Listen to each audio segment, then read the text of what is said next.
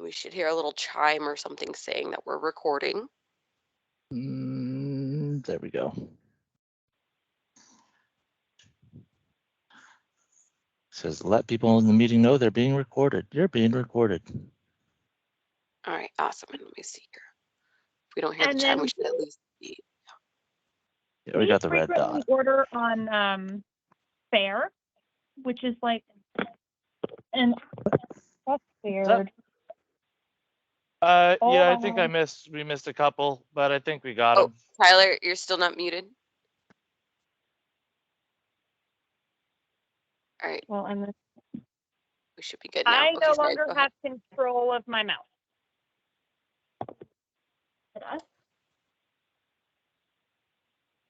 There we go. Okay. Okay. For some reason, the volume turned all the way on. That's better. Okay, no more echo. We frequently order on Fair, and sometimes Fair will say, oh, link your POS, so you can just pull like your purchase order or planning document out of Fair. Do you guys work with them? Not in the past. I can always go ahead and submit some testing for you guys, but I have not had any clients work, especially clients on Prism just yet, work with them. Okay. Did they give you like a list? Is Retail Pro one of their approved partners? No, I know it was like Square and some other ones, but I didn't know if it was just one that wasn't showing up, which is fine. Okay, all right, yeah, no problem. We can also even take a look at the link. Sometimes the, upload or the just a place where you would upload the digital document itself, and it's kind of more mapping than anything else. Which Okay.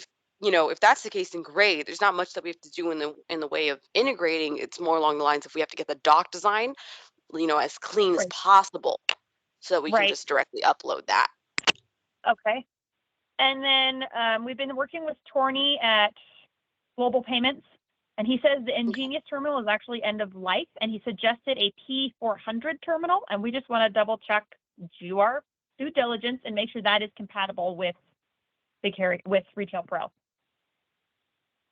All right, so he told you that Genius is end of life. Okay, well, I guess I'm not in the trenches of the tech world, but we got plenty of clients that are just rolled out on those. So let me go ahead and follow up with that. Maybe referring to a specific Genius model? I think that's what I heard.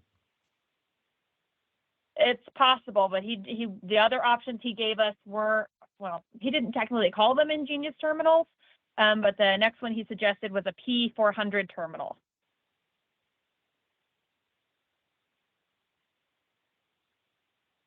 All right. Well, we'll follow up on our end just in case. TSYS Global Payments works with Retail Pro. They understand, for the most part, they understand, the qualifications of the device and what it needs to meet in order for it to work and move forward. But I'll just go ahead and anyways, we'll still go ahead and get that confirmation P400 terminal from Cayenne Global Payments. Right. Okay. It looks like a Verifone device. I just did a quick search. There's a good chance it will be compatible, but we'll confirm. It is a Verifone. Okay.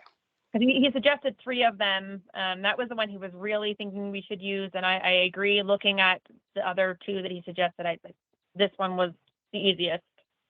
So we do try to quality control anything that we recommend to you by testing it in-house. So we'll just have to talk with our team and see if we've tested that. I'll go look through some of the testing notes while we're doing training.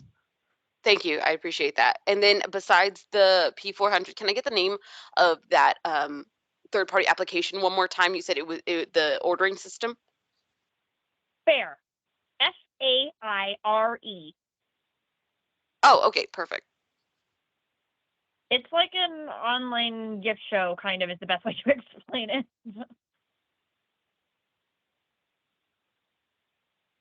All right, perfect. Okay, so we'll go ahead and dig into those things. Any other questions you might have here? Nope. All right, perfect. Okay, so with no other questions, let me go ahead and pull up our notes from our last. Oh, come on.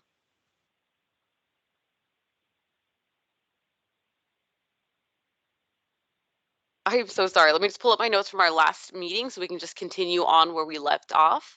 Unless you guys Okay. had anything specific you were hoping to go ahead and look at, then we can go ahead and definitely do that instead. It's been a little while, but looking at my notes, we were wondering what a blind close is. Oh, perfect. Yes. All right. So let's go ahead and go there. And I think our last session actually was point of sale. So let me go ahead and EPO receiving deep dive in RIL and Prism, and we touched base on some point of sale. So yeah, that'll work. Okay, so what is a blind close? So let's back it up a little bit and talk a little bit more about our X's and Z outs. We'll use this time as an opportunity to go ahead and refresh as well. Are you guys comfortable with the difference between an X out and a Z out, first off? The X out kind of gives you the general report. The Z out actually closes the drawer. Exactly that. Yes, an X out is just a status check. You can run it for any time frame, any workstations, not connected to money at all. Well, in the way of not connected to reconciliation at all. Z out, just like you mentioned, is that's our end of day or end of a few days, depending on how you run it. All right, let's get down over here. Now, when you are running a Z out, there are two types of Z outs that you can run.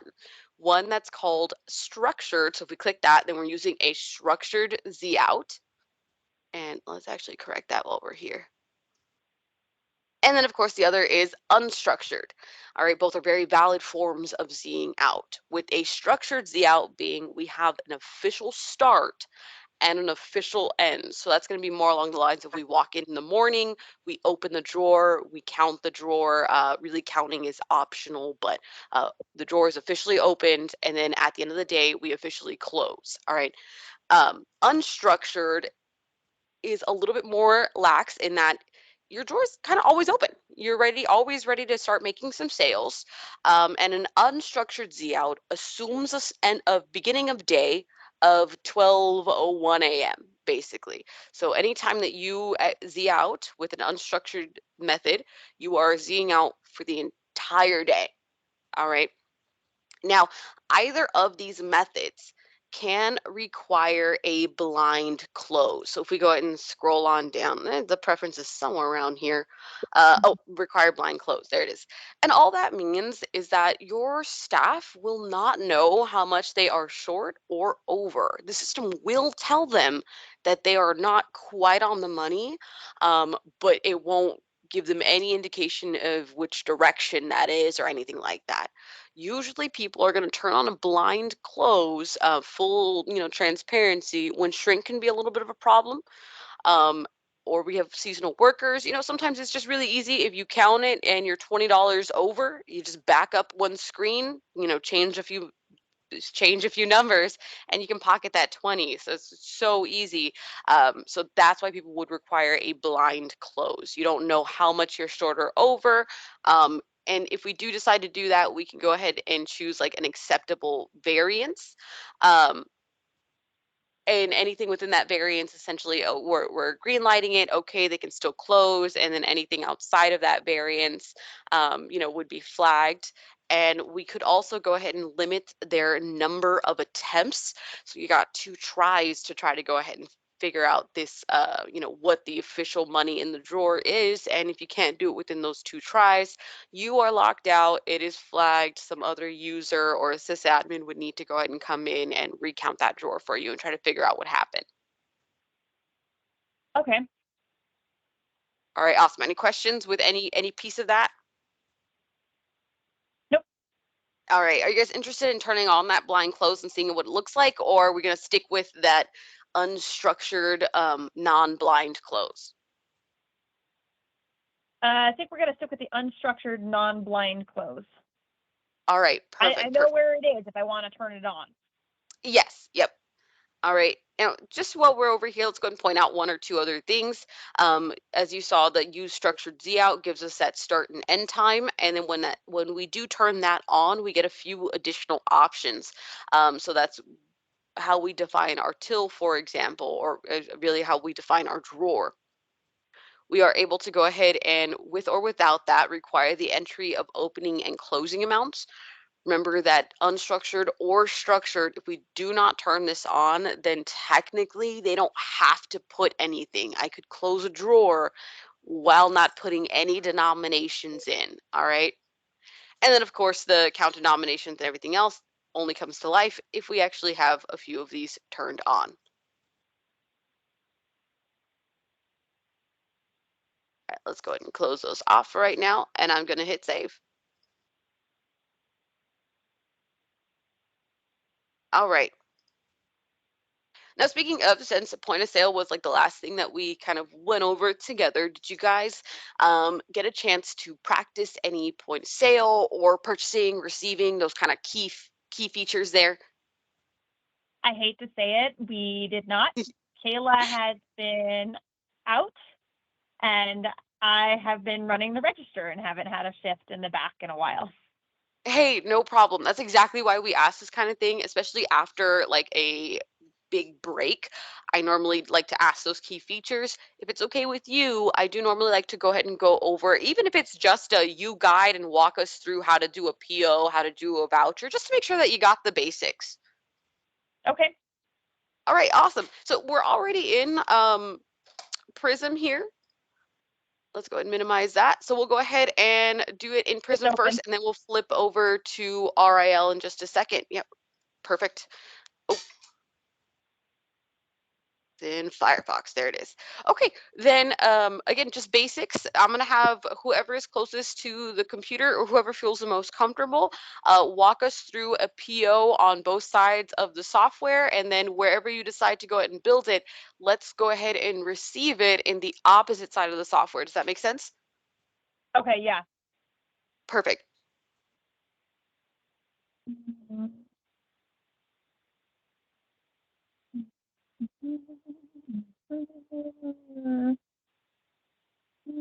Vendor code. I think all we have is.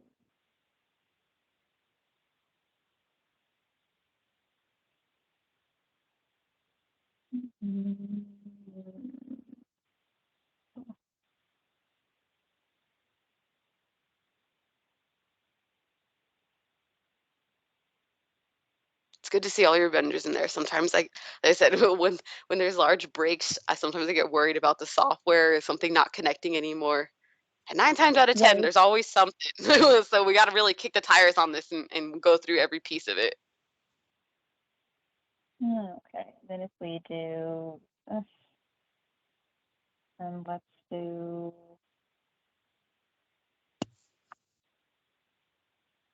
Or no, if I do this. And then I can just do that. Let me search, and it should search everything. Yay, that's exactly what I wanted. Okay. Over, let's see. 2, 3. Awesome. And And while we're getting all this in, I'm going to post a question. Does anybody remember what some key differences between a PO in RIL and a PO here in Prism is? Or are? There's not a lot of them. You can do most everything that you can do in RIL, you can do in Prism, but there are, or there's at least one really big difference.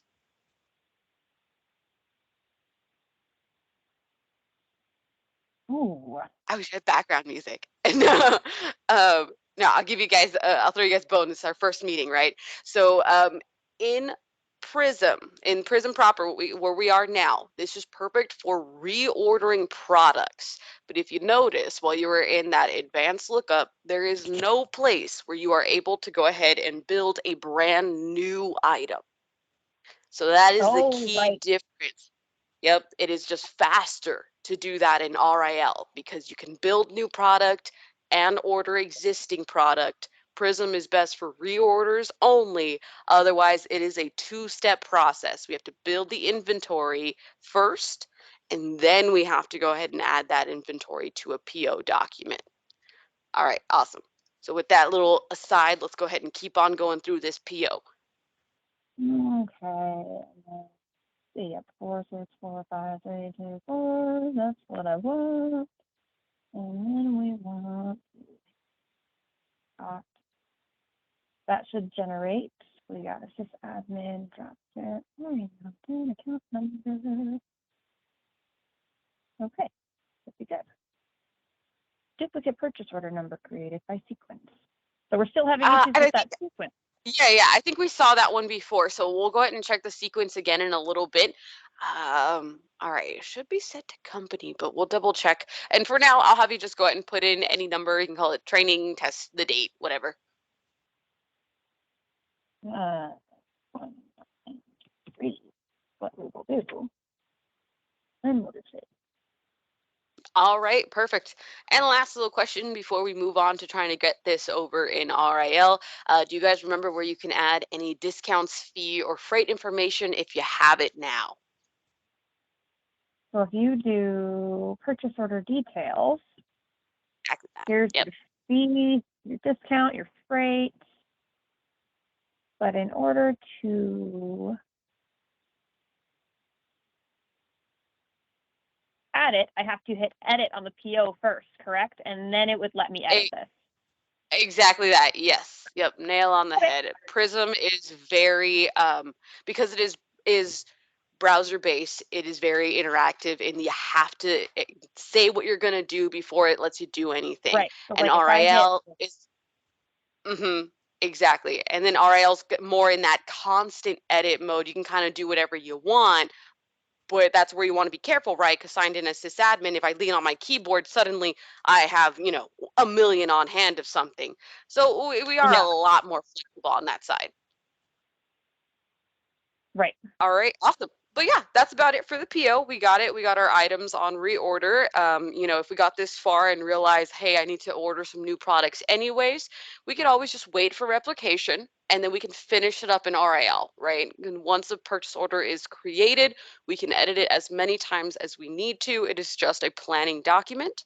And then the only other thing is under options, you can print tags. That's going to be true for most documents here in Prism. Under options, we can print tags or go to the other areas within the software. All right, you guys ready to go ahead and receive it, or do you have any other questions? Do you have any other questions? Nope, I'm ready to go. We are all right. here. So normally replication does take a little bit. It should be anywhere from about a minute to at most 5. And 5's really pushing it. If it's taking 5 minutes for everything to show up, something might be stuck there. So let's go ahead and take a look at our vouchers.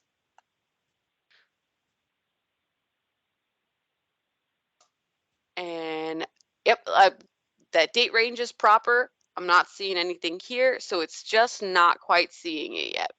So we do probably want to go ahead and restart our Prism services. I'm going to show you guys how to do that really quick.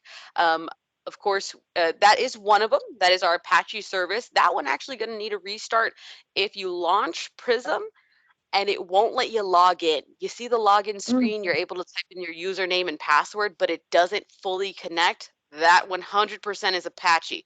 So I'm glad you remembered that one. But we're actually going to go ahead and go back to your desktop really quick. So go ahead and minimize RIL here. So are we going to restart Rabbit then? Yeah, hey, how'd you guys know? All right, yeah, we're gonna go ahead and restart our Rabbit/Prism MQ, or you can also go ahead and launch the Prism Tech Toolkit, that little icon that's on your desktop, just above the image exporter notes. Yeah. And then the little, oh my God, the clipboard. Let's figure out the word for clipboard. Yes. And then you can go ahead and restart Prism here, and it does restart all of your core services. All of Prism gets restarted when you do this. And then, of course, restarting the actual computer itself would also restart your services.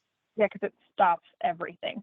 So if I wanted to, if we're just restarting Rabbit, would I just hit refresh, or would we want to restart Prism?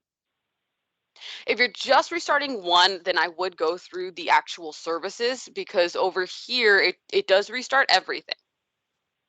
Okay. Which way is better to do it? I think for most people, especially if you guys are like the system operator is not the one there, walking them through restarting it in Tech Toolkit is just simpler for your staff. For somebody who has a little bit more knowledge and a little bit more background, I probably say let's go ahead and get a little bit more, surgical, and we'll do the individual service that we need versus anything else.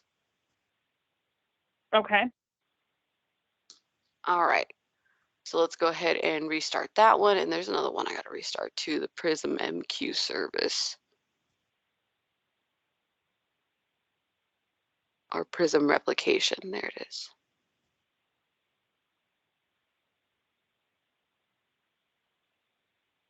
And you restarted 2 of them. Are they both Rabbit? I'm restarting Rabbit MQ. The other one is something called Prism MQ. Both of them are necessary. For the Prism MQ service, it's actually a .exe that needs to be stopped. And where was that? That was under, let me show you guys. It's under Task Manager. This is a little tech bit that they taught me. We'll see how well I can go ahead and remember this.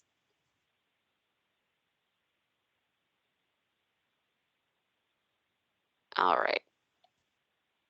So let's go down to the P's. Okay. So this is the Prism MQ service. So we can go ahead and this is part of the replication. So this is more used when you've restarted stuff and it's still not coming up. There's something stuck in Prism MQ. All right, so what they do here is they surgically remove that Prism MQ service specifically. There's a few other ones that you want to make sure do not get stopped. So we're looking for the right one. So the one All that right, says specifically Retail Pro Prism replication service is the only one you want to do. Exactly. So that's going to go ahead and stop, and it needs a little bit of time. After that, we want to give it about 2 minutes before restarting the replication service. We can go ahead and close that up. And the replication service that we're restarting is actually this one on this side. So there's 2 windows that I opened, the services, and then Task Manager. Like I said, and if you do get to this point, and you forget anything at all, you absolutely just give us a call and we can go ahead and help you out with that. But that is something they showed us. All right, you see it's still stopping, so we're going to go ahead and give it that 2 minutes, and then we'll go ahead and come back up. And anything past that, I even myself, I'll call the tech. So nobody expects you to go ahead and do much besides kind of know which services to look for, restart them. If all else fails, we'll go ahead and kind of dig into what else might be happening and blocking it.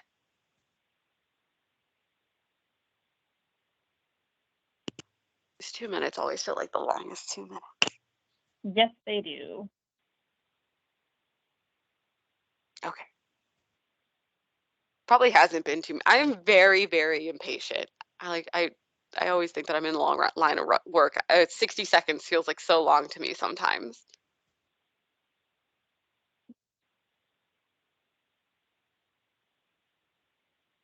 I'm like, okay, that's been 2 minutes, right?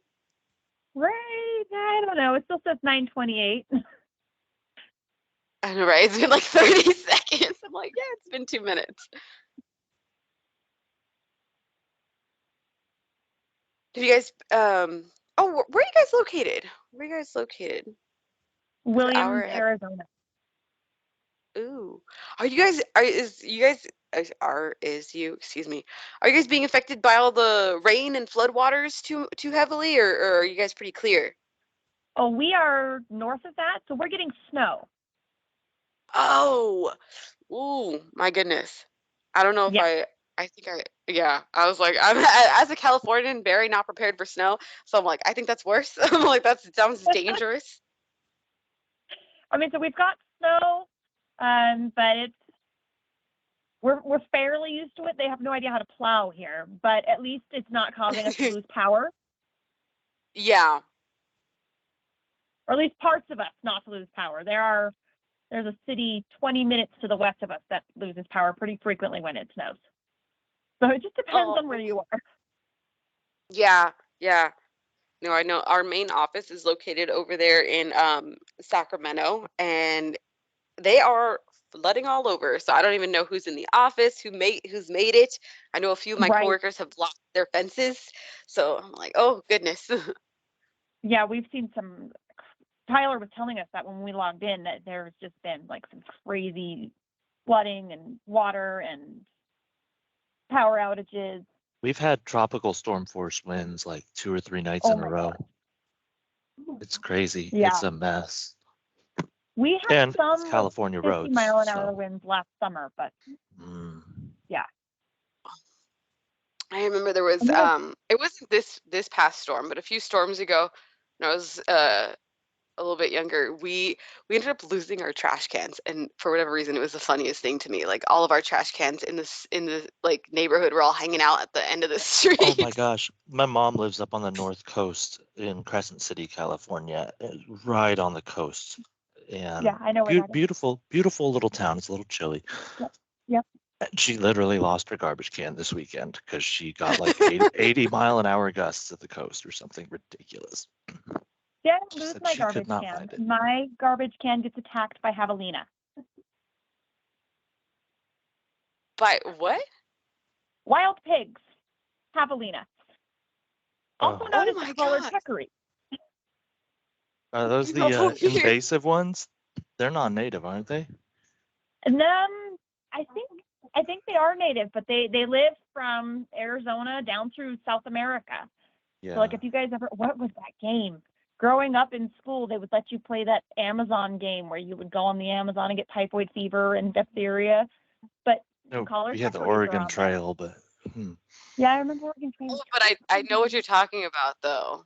Yeah, yeah. Yes, It was same yeah, idea. Same idea, but I yeah. remember that. Yeah. That's so funny. All right. Well, okay. So we restarted our services and it looks like it's not quite coming up. The last time I did do this, it took a second for it to come up afterwards. So we're Okay, for the sake of our training, I will go ahead and keep going for right now, but we'll go ahead and get you up on the board for someone to take a look at the replication if it hasn't corrected itself by the end of our training. Okay. okay. So really quick, whoever did wait, do you have someone with you today or Kayla's here was too. it Kayla with okay, awesome. Sorry, I keep referring to both of you and I'm just imagining it's you by yourself right now. Okay, so if you're the one who went ahead and built the PO in on Prism, let's have Kaylee go ahead and build the PO here in RIL. It can be quick, basic, something quick, just so we can go and reference that on our voucher. Definitely not ready for that. She says she's not quite ready for it. All right, no worries. May, are you feeling okay? Do you want to try that one out, or did you want me to just Yeah, build sure. one real quick? No, All right, let's we'll have you go ahead and build it out then. right now though I am in voucher. And we need to go. That's a new voucher. Well, we're actually in the PO area, and here in Oh, we are. RAL, Okay. all the screens look pretty the same. So be Yeah. mindful of the blue banner here at the top. Right. Okay. Blue banner is important. Yeah, because listen, everywhere pretty much looks the same. Yeah. Just has different buttons. Yeah. All right. Perfect. Ooh. Something popped up there for a second. Okay. Should I see if it actually goes with the sequence and creates a PO number, or should I put in another one? We're going to go ahead and test the sequence on this one, see if it's just Okay. specifically to Prism that's giving you the issue. And for right now, let's Okay. go ahead and just build it out like normal. Vendor code. And I know that should be okay. Yes. I remember how to do that, so that's good. Search for the vendor code then? That's what I just did. Would you like me to do it again? I can show you. So you just typed in the name. I just typed in part of the name. Oh, okay. Yep, just part of the name, and it took me down to what contained those letters. And then I picked the one that I wanted. Okay. Yep. And account number. Okay, and then down here.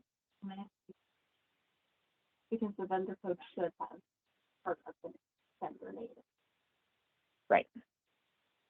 And then in the body, I just double clicked and it brings up all our everything, literally everything though. So you've got to, Mhm. you can just do, because your vendor code is right here as well. RAIRN.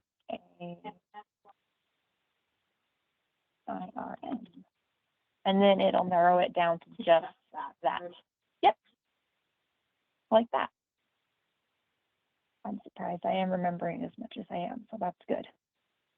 Okay, document cost, document quantity. And then instead of like doing it individually, you can go over here and do document quantity. So I can put in, like, I know we've done jungle out there before. Let's do watercolor. We haven't done watercolor.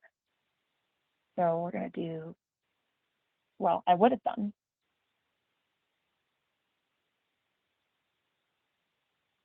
But now if I want to, I can just do watercolor as well, because you can do it by description. And it'll narrow it down to just watercolor for me.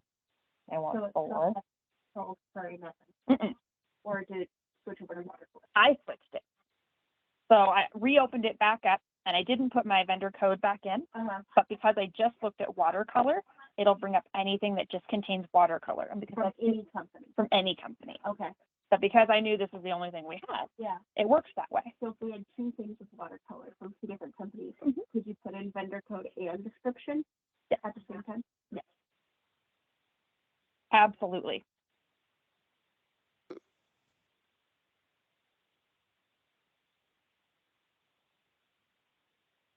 Not that these are any amounts of shirts we would actually order. Usually it's 12 or 50. Okay, and then I would hit okay. And it'll put that all in there for me. And then we've got our total here. We're going to see if it creates the replication. Down here is where I could put freight or discount fees. We've got 9 line items. So and we'll get there. Because it has freight, that means that we've already received this. No, this is where if we knew how much freight was going to be, we could put in our freight charge here. So we would have a correct total. So this is the PO that we sent to. Right. But like if we don't have to put in the freight either. So if we knew what freight was going to be afterwards, you could come in and edit it. So we knew how much freight was, and we can take that into account and you can spread it across the items so that it adds it to your cost. Okay. Speaking of which, our cost is a little cut off there, so we're going to have to adjust that. Local UPC, if I remember, do it. You can use actually that as shrink lookup a little bit more, since lookup will never Yeah. actually house data.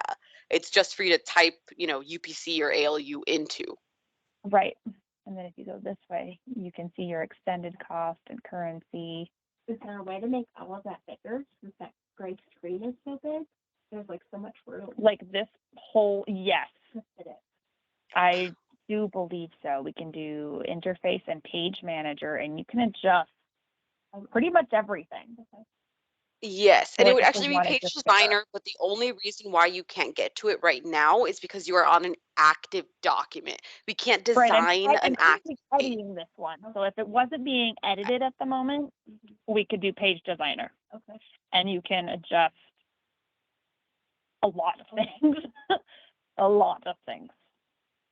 Okay, so now I want to hit save, and we'll see if it marked as approved. I can approve my own because I'm a sysadmin, but if this is what we would have pop up for like our newer employees if we wanted to, like this needs to be approved first. But because I'm logged in as admin, I can go ahead and approve it. And then it's done. Yes. All right, awesome. Actually, and then you guys reminded me. Let me go ahead and make sure it's not show pending. All right, I just wanted to make sure that that one that we're waiting on wasn't over there in that show pending, but I think we were signed in as sysadmin on that side too. Yeah, we are. We're logged in as sysadmin over there too. Okay, perfect. All right. So, and it did assign its own PO number. Everything's looking good on that side. So we'll dig into what's going on with our sequence and, just getting the POs in general to move on over.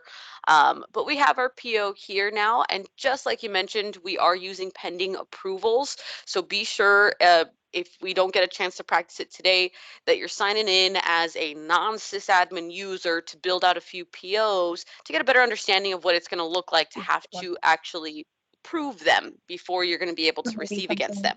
We should do today is we'll create you an employee. Okay. Or I mean, I have one too, but we can either log in as me, but we can create you as an employee, which is a good idea too, so we can practice and go in and look at how that looks like when it has to be approved. Because we have to remember to go in and approve them as sysadmin. And how does that notify us? It doesn't. Oh, it doesn't notify Yeah. us when something needs to be approved. You just have to go in and do it. So eventually it'll just be something that's like, okay, I'm here. I need to check and see what needs to be approved. Or you're here. You need to check and see what needs to be approved. Mom's here. She needs to check and see Kind of what like needs when to be you check approved. the messages when you Check your messages or when we check our emails and stuff. Yeah. So I'm actually going to show you guys something else. And I'm going to show you this because it happened to a client of mine and I was kind of stuck on it for a second. Especially when you're using things like approvals instead of things like holding your documents, which I personally prefer. I prefer the actual approval process instead of just holding. But it might happen occasionally. So if you are building or are in the middle of building a PO and you hit hold, all right, let's go ahead and go back to list view. It does kind of feel like that pending where you know that you're not supposed to see it here in this first screen. So a lot of people tend to overlook it. There is no button at the top for your held POs. Yeah. And so you see how easily that can kind of just end up in limbo, especially if you put a lot of work into that PO. That's when people tend to give us a call and I can't find something that I thought I saved. All right. So be mindful of that hold button there at the top. I'm going to add using my menu designer by right clicking anywhere at the top, menu designer. Let's go ahead and go down to, I think it's just called, oh no. Where did my POs go? Come on, it was like held POs or something like that. Do I already have it on the screen? Reject, refresh. All right. So what is generate child POs? So that's going to be for like people that have like sub locations and other like additional subsidiaries and stuff like that. It's not something that is used often, and so they do not have it as part of like the standard setup. Okay, I was like, that's a strange name. No, you should. Some of the things that they decide to go ahead and call these things, I don't understand. In the Doc Designer, the bands are called like master and child bands, and so when you delete them, it's like, are you sure you want to delete these children? It's like, yeah, but why should you say it like that? All right, come on, where am I missing that?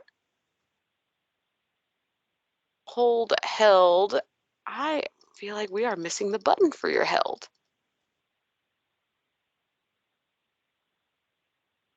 All right, I think this might be a version bug or a bug in this specific version.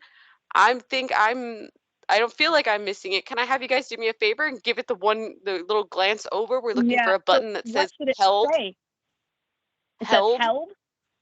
Okay. Yeah. The only other thing I can imagine is that they renamed it something, but in the newest version, we don't have it renamed. So diagnose pending.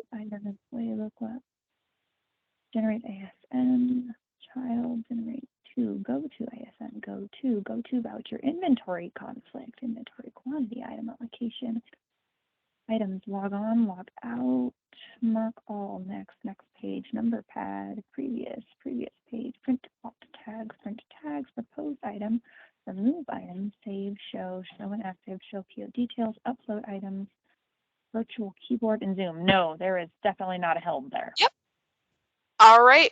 Well, no worries. Like I said, I think this is on this older version. I know that you guys are going to get upgraded before you go live to the newest maintenance pack, but I'm still going to go ahead and take a note there. So held, not available in PO screen.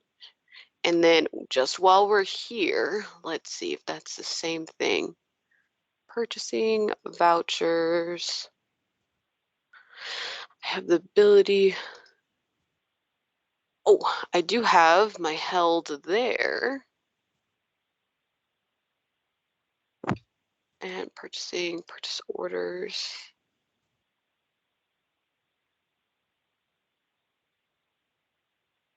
Yep, no, and that one is just the hold and unhold. It's not the held. Okay, and yeah, I'm not seeing the other one that we had held. All right, so I'll go ahead and log that one. That one will be corrected for you guys. I know that the newer version does not have this issue because like I said, that client had the exact same thing.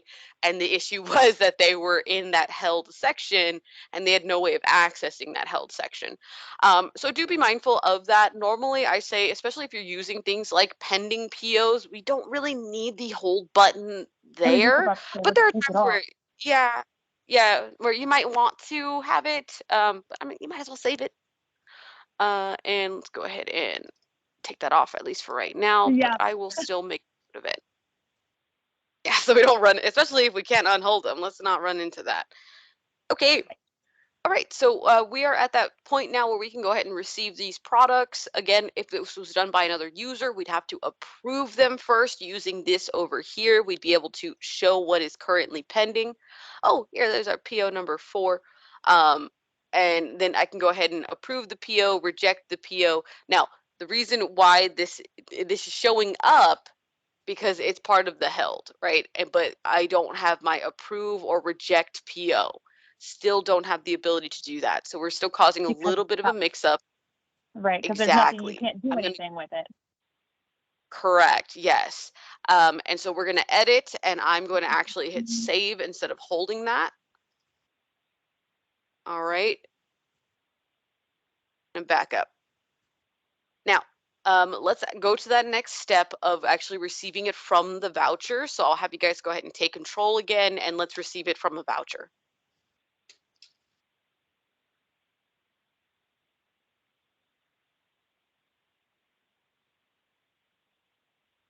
All right, and always be mindful that the screens right now are defaulting to month to date. So old work, we're not going to see it. This is normally where we'd see our history. I'm going to have you open up that date range a bit since we haven't gotten a chance to play with it too much. Let's go ahead and open it up to, let's scroll up and let's do 6 months starting 5 months ago or something like that.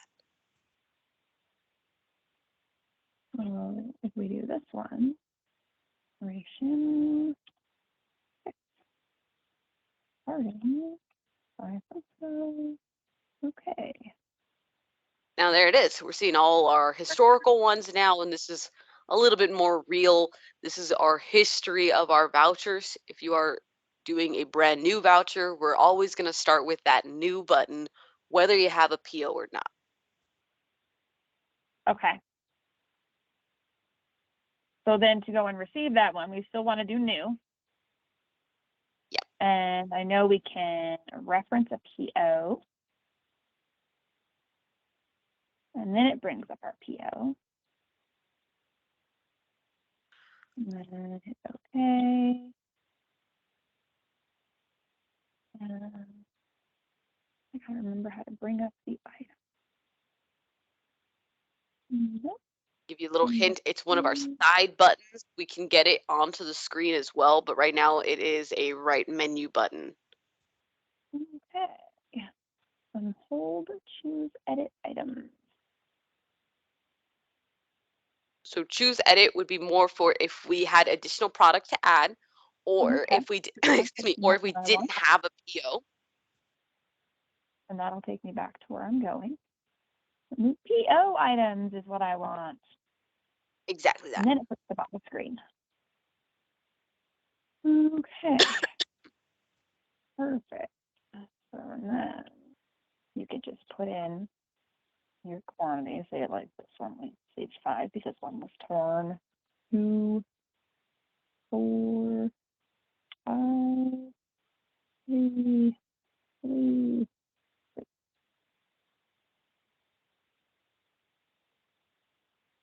Okay. And then we would want to receive due receives everything. And then we could hit OK. So instead of putting all those numbers in, you could just press receive too. If everything was there. Yeah. Yes. Yes. For sure. Now, really, even at this point, if you forgot to grab something or um, you miscounted, right? They did send you the 8, but you realized before you tagged it that the 7th one is broken or the 8th one is completely broken. You can absolutely still change it here under quantity received. Now, we did originally talk about quantity received versus original quantity. A lot of people assume original quantity is your original PO quantity, and unfortunately that's not quite accurate. So I tend to pull that off the screen, but original quantity is just what you originally said was on this order. That's literally it. And then if I go ahead and come over here and say 7, it's going to stay at Okay. 8 over there. But the PO might have been 10, right? Right. No, I agree. I think we should probably just take that off the screen. Got it. All right. We'll go ahead and finish this up. We'll take this off the screen, and then we'll do a little bit of TLC to both of these screens to help you guys just use them a little bit better. So whenever you're ready, we can go ahead and if you wanted to add that additional fee or freight, now we can actually spread it. Remember, we can't do that on the PO if you guys are interested in doing that. And yeah, this guy is ready to update. Okay. We're good there. I don't think we really want to add the freight for now. So, but I do want to see if I added the freight. So say like freight was $80. And then that automatically spreads that, or do I still have to do that? Unfortunately, you do have to manually spread it. It does not assume to know what you want to spread. So that button is also on the right-hand side, but we can add it to Spread? that main menu. Okay. Spread cost. And that gives you the flexibility. You can choose to spread the freight or the discount or the fee or not spread any of those 3. Okay. And then see it updates the cost. Like if it was $80, it updates those to $8.11. Right. And then since we are done, we can do update only because we still aren't printing. Mark voucher as approved. Okay. Inventory will be updated. Yes. Awesome. And then that inventory will be updated is your key when you're approving your own vouchers. Remember, because we're using pending, we're using vouchers on approval, your standard person will not see that, inventory will be updated. It's just going to allow them to update. And so your inventory on hand might still be 0 until someone approves that voucher, just like the PO, does not reel until someone approves it. Okay. All right, and also it'll give us the opportunity to correct our cost if it's wrong. So we won't really go back into how to correct vouchers. We'll have you guys practice a little bit more with these approvals once you get that other user in here. Now, we said we were going to go ahead and go back and make just a few layout changes. So I'm going to have you guys click on Form View.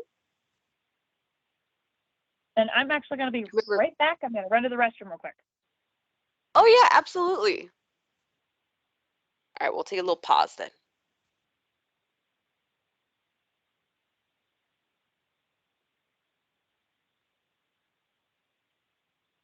Can you guys hear well, I'm not saying anything because I don't think you guys can hear. I'm working from home and my cat is on my lap and he's very anxious because of the rain. So he's purring really close to the mic and I was just like, I wonder if they can hear that. I'm sorry. No, but we wish we could. Yeah, Oh, you're making okay. us jealous now. There's no dogs in the office yet, so. Oh, yes, too wet. No, like I said, if it makes you feel better, he's only doing it because he's nervous. Nervous cat.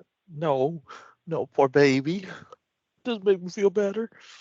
I saw a funny video of a dog that liked fireworks, and its owner opened up their balcony on their apartment. It puts its paws up, and people are shooting bottle rockets out in a quad between these tall apartment buildings.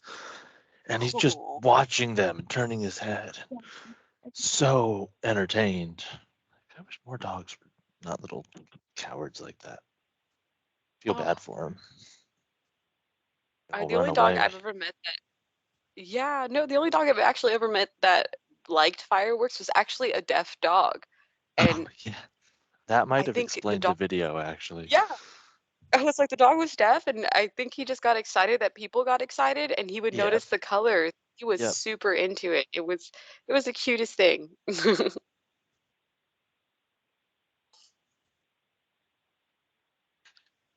don't know why, but yeah, I've been seeing a lot of very interesting dogs lately come across like my social medias.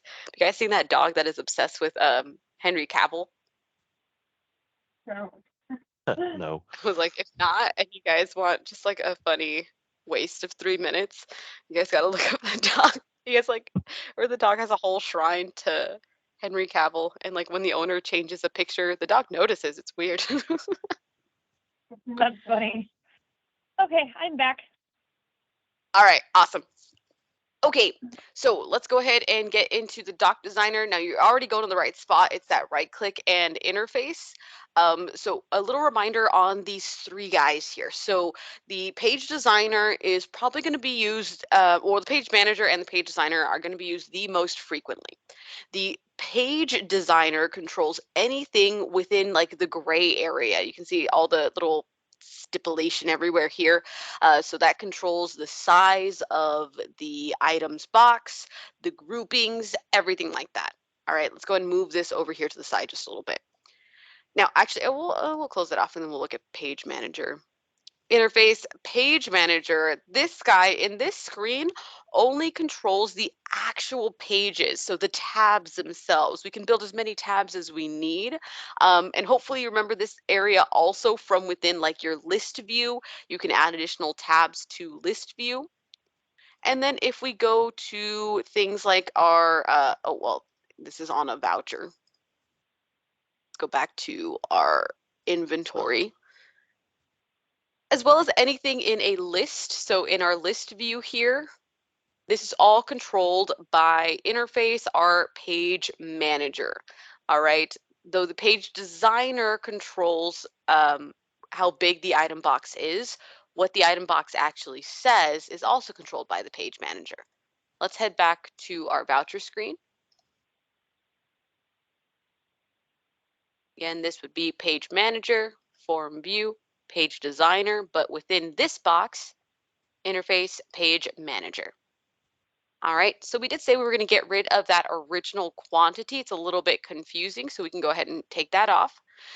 In lieu of that, or we really don't have to have anything in lieu of, but I tend to go ahead and suggest store on hand quantity, especially for those items that you have a price difference.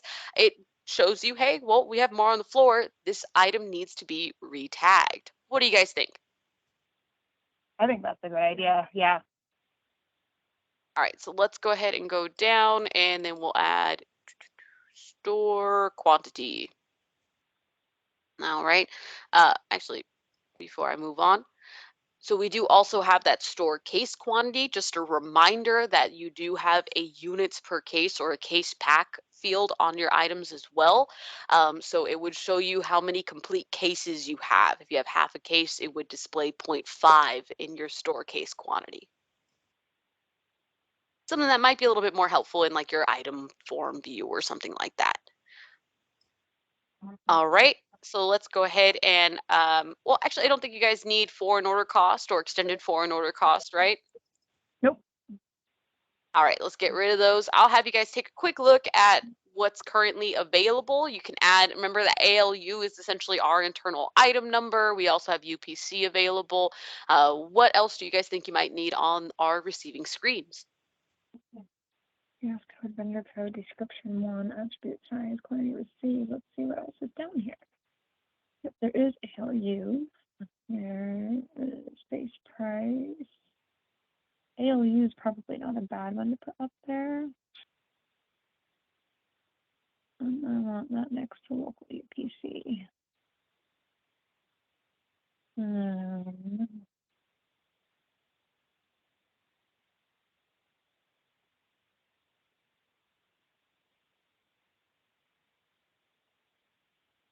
Number coefficient with tax, corporate cost.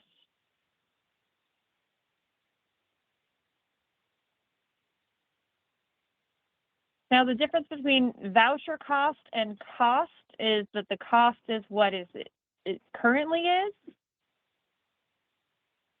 Yes, like the cost in inventory versus what you're vouchering it in as right now, Okay.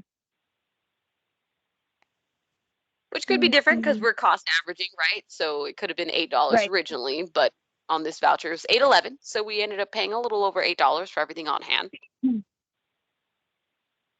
Currency. Standard cost with global discount, extended margin with tax, first price with tax.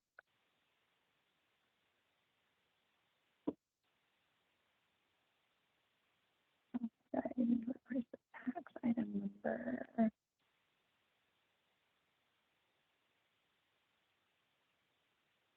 Margin.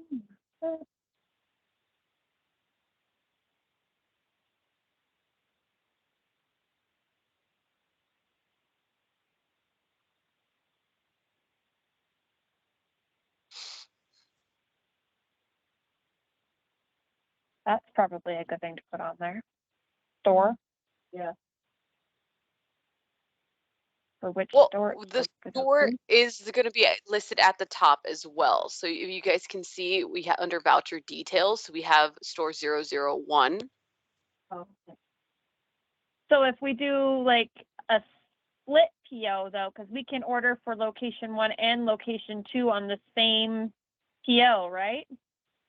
Correct, but you can only receive for one store at a time. So you would create a receiving document for store 001 and you could hit receive due and it's going to pull half the PO because that's what's allocated to that store. And then store Okay. 2 would go ahead and build that voucher in the same exact thing. So you would, I'm just going to explain it to Kayla real quick. You would create your PO, even though you've got location 1 and location 2.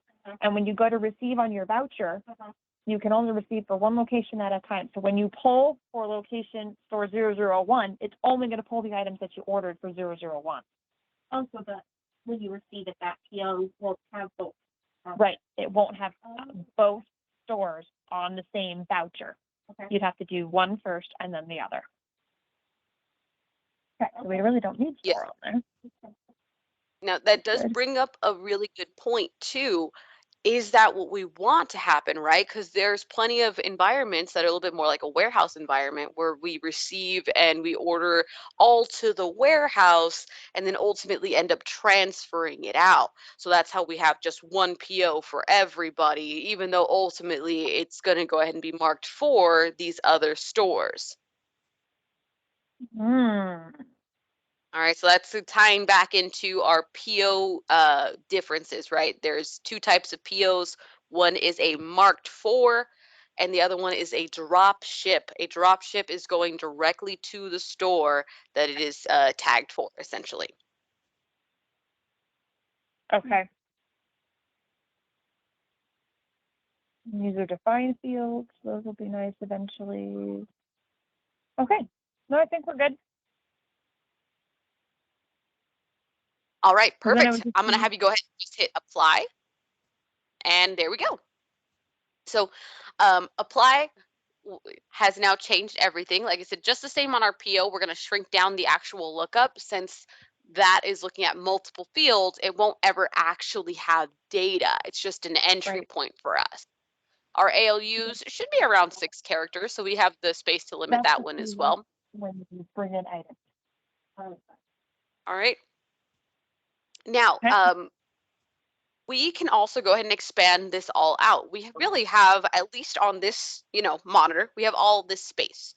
Something that we do want to be mindful of is the resolution size, because we do want to build to the lowest common denominator. So if all of your monitors are from Big Hairy Dog and they're all about the same size, same resolution, we're good to go. I can go ahead and build out as far as I need to.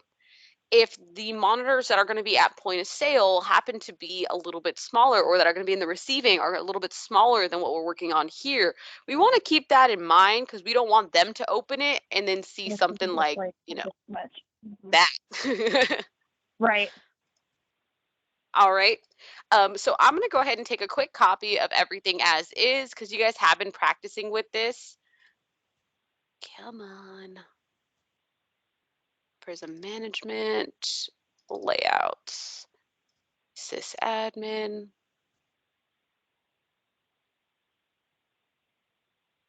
All right. So I have a quick copy of our original layouts before we started making, too drastic of a change for anything.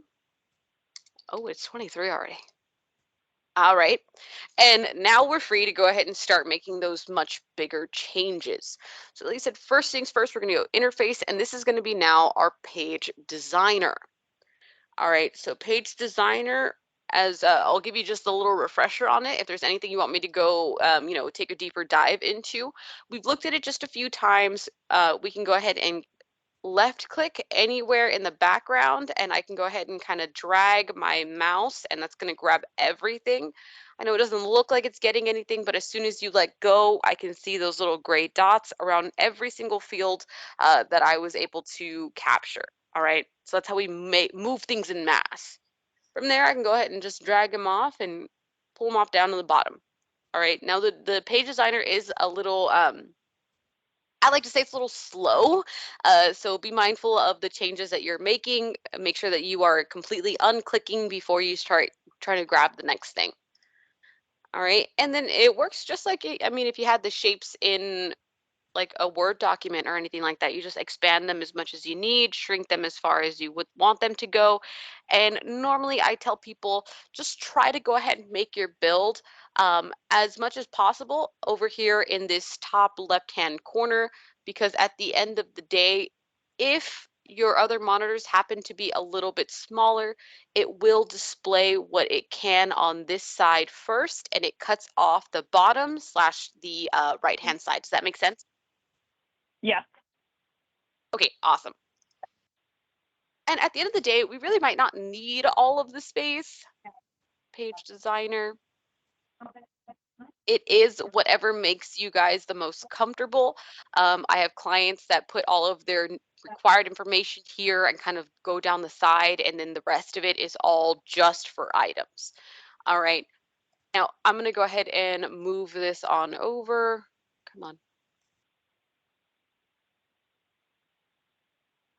Yeah, we can leave that there for right now. And I'm going to highlight a few options over here in our menu.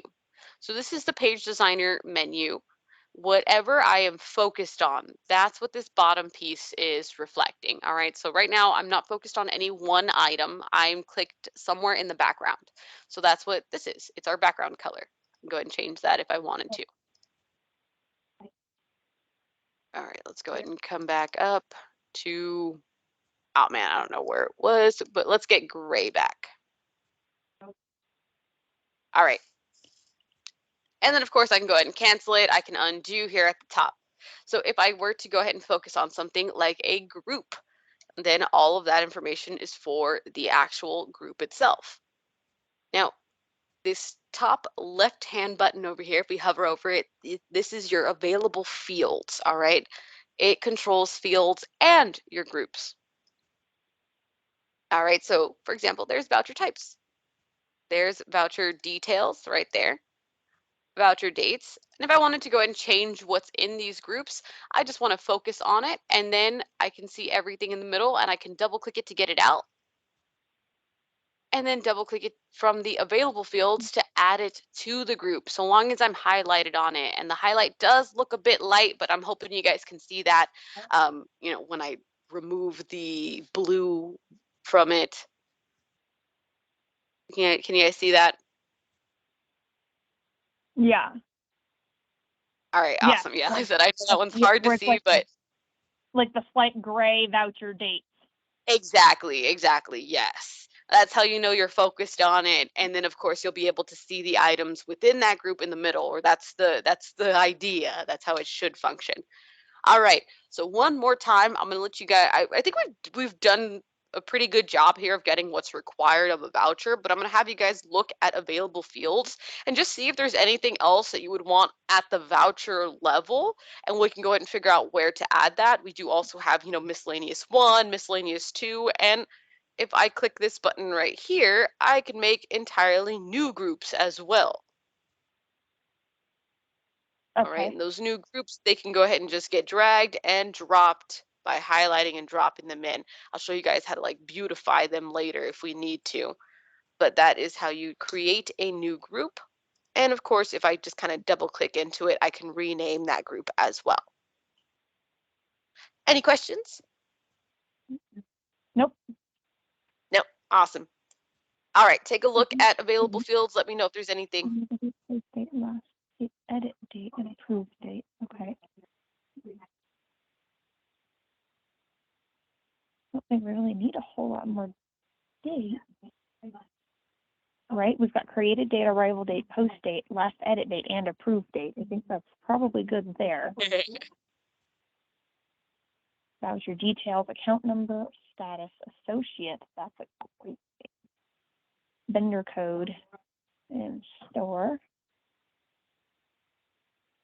The only other thing that I might suggest if you guys are interested in is maybe approval details. So you can see like approved by. You do already have the approval date though, so some people don't need that, granular detail.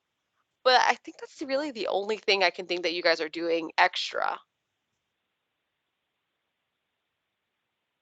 Yeah, like original store, user defined, sent to, slip history, store class, store heading,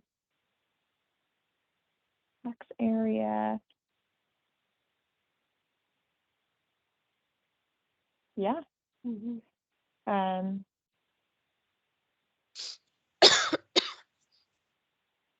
I don't know. I think having the approved by in there is probably a good idea. Who it's approved by? Yeah. Yeah. I mean, if we don't put it on here, is there another way? There's another place to see who approved it, anyways, right? Well, we would have to go ahead and either put it in like list view, or you could even, if you don't want it to be part of a group, just throw it in by itself right there at the top or on the side or something like that. But we do got to get it somewhere, either on this screen or the list screen. But it doesn't have to be for all users, right? Remember that we're building this for all users. If this approved by needs to only be on, your computer in the back, then we can add that in later. Right now, we just want to build to the, most common denominator here. Okay. All right, so remove approved by for right now. We'll get on individual screens later. Yes. Okay, so we'll go ahead and delete that. All right, the label sometimes takes a second, but as soon as you delete the main, the label should also go away. Just got to give it that time. All right, let's go ahead and for right now, if there's no big changes that you guys want to make, then we might go ahead and just pull this. You just kind of leave it open with the items. Again, because we have the space, you could probably get all of this up at the top, just give the rest of the space for items. But I might even check in with who your receiving people are and what you guys are currently looking at. Because it might make more sense to try to match it up to what they're doing and what they're a little bit more used to, because it's going to be different enough already, really. Right, and All well, right. the rest of our screens are definitely not this size, so we'll have to. I Got it. definitely put it to the left side of the page. Okay, got it. Then let me go ahead and shrink this down anyways. I mean, what we have fits in there pretty nicely. So we'll shrink that down a little bit. And last thing I'm going to show you in this area is the ability to build your own active buttons. A lot of what we're using is over here on the side or the top menu.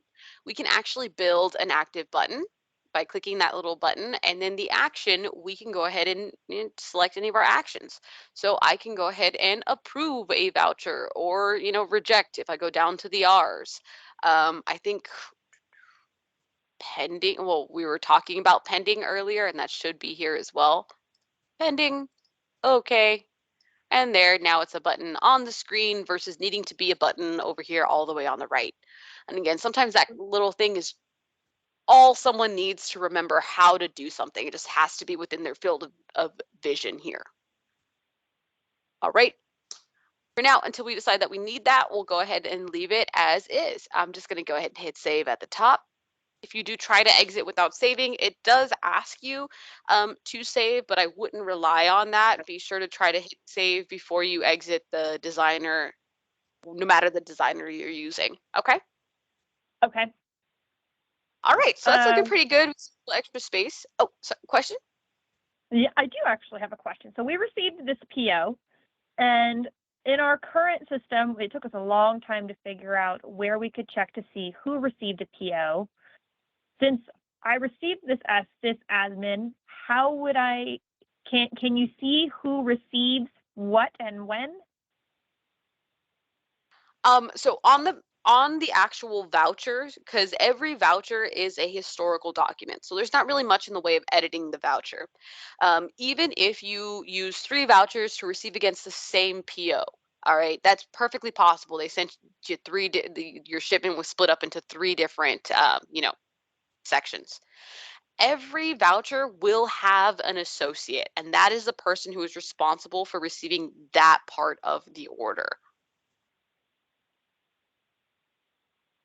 So then when I just go back and look at my vouchers, it's there and it shows who it is.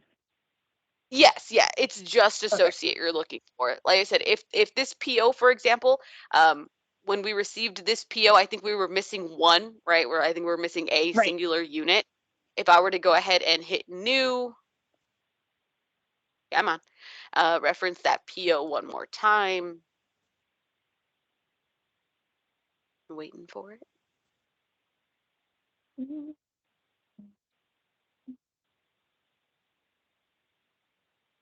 There it is. Okay. Okay. PO items, and we'll just cheat and hit receive due.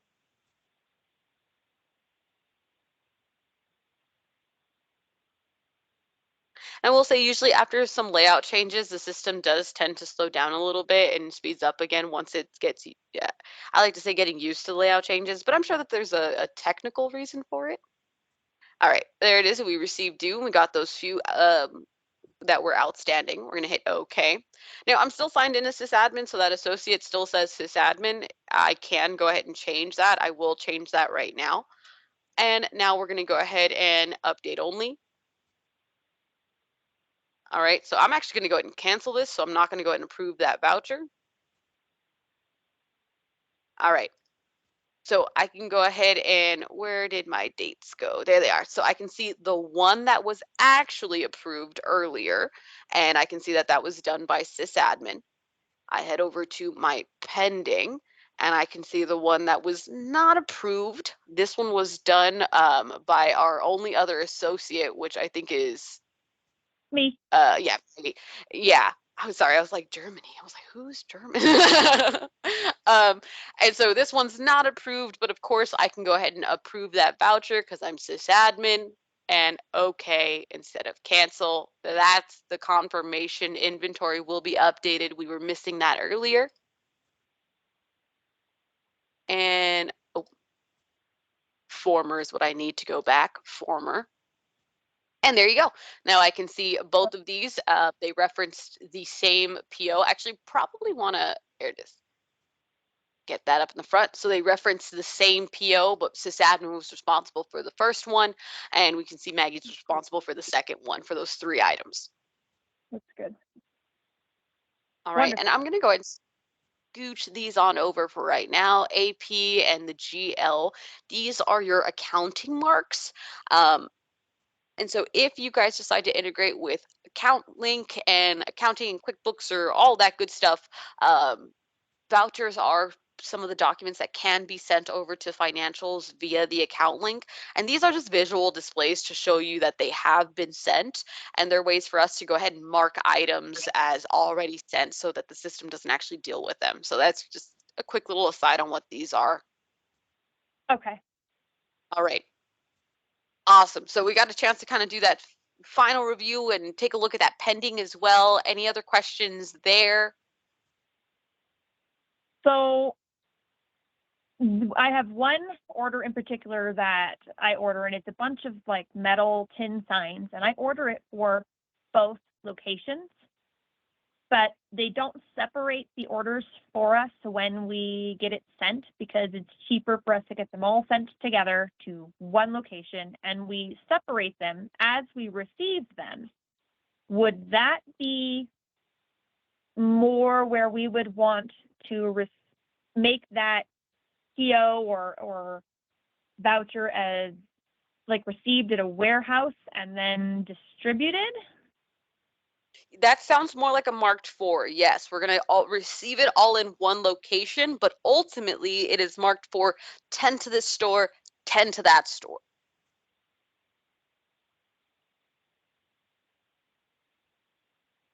Okay. Now, I will say, unfortunately, I'm just being honest with you. That's what it sounds like to me. Like, it sounds like a marked 4. We're going to use a marked 4 for that. You can absolutely still use a drop ship. The best thing about Retail Pro is that it's so customizable. The worst thing about Retail Pro is that it's so customizable. We can get the different document types to work either way that we want to run it. So let me go ahead and remind you guys, I'm going to go ahead and do new here. All right. And again, this is just a standard drop ship going to store 1. I can build out the items, and without the system really needing to think much of it, I can go ahead and receive that all into store 1 and transfer out the extra that's going to store 2, right? That is perfectly acceptable. The other thing is using our marked 4. All right. So I would get my items in here, and that's when we're going to use our allocation patterns and say, well, split it right down the middle, half and half. Half is going to store 1, half is going to store 2, and I would apply that pattern to my items. Now, if it's not that easy, to go ahead and set one allocation pattern for everything, we still have our item allocation. I just need to get something on the screen. Let's go ahead and pull that.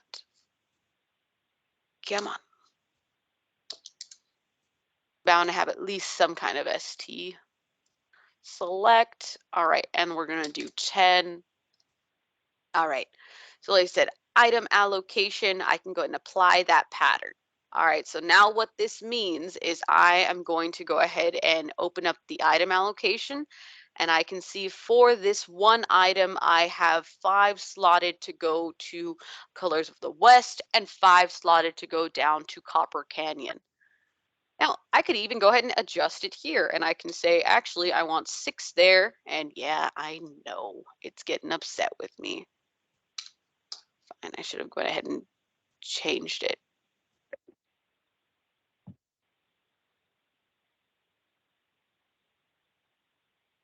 Can only be assigned the value of 0. What's going on there? Fine.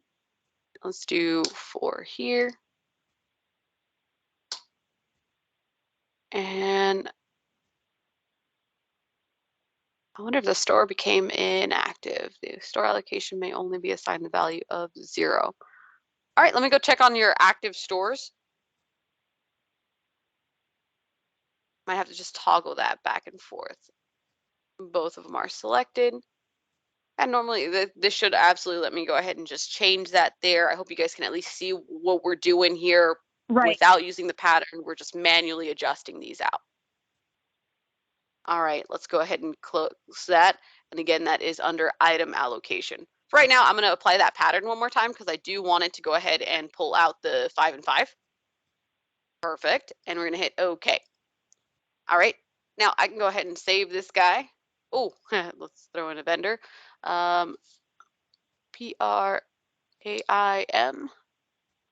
RM. There it is.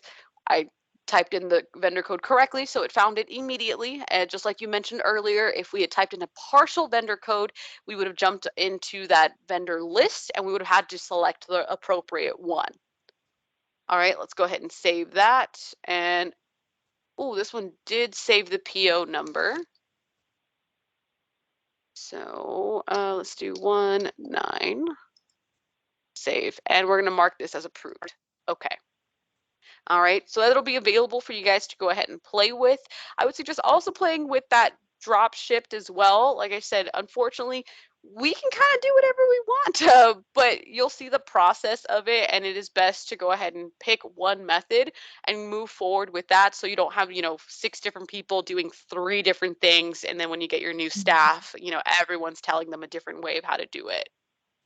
Right. All right, now really quick, because I want to make sure I do not run out of time to check this. Stores, all right, both your stores are active. Excuse me. We're set up to auto verify. We didn't go over that again, but transfers right now are set up to auto verify. Do you guys remember what that means in reference to, how Retail Pro works here? Yes. So the auto Awesome. verify in dealing with transfers was, okay, I transferred this. The location where it's going is automatically going to receive it and say that it's there. Perfect. Yep, exactly that. Where our other option is called ASN, where they would have to actually do something to go ahead and receive it in, and then we would have to do a final step of verifying. All right. So you guys are set up to auto verify, which is the most appropriate since your store's across the street, right? Yeah. Yep, absolutely. Yeah. There's no point in making it do anything like that. All right. Document sequences. Customer ID, ASN, next PO number. Let's go ahead and lift that up to 100. Auto generate PO number. And let's go ahead and throw in, I just want to see if it's making, just throw in the vendor code. Update.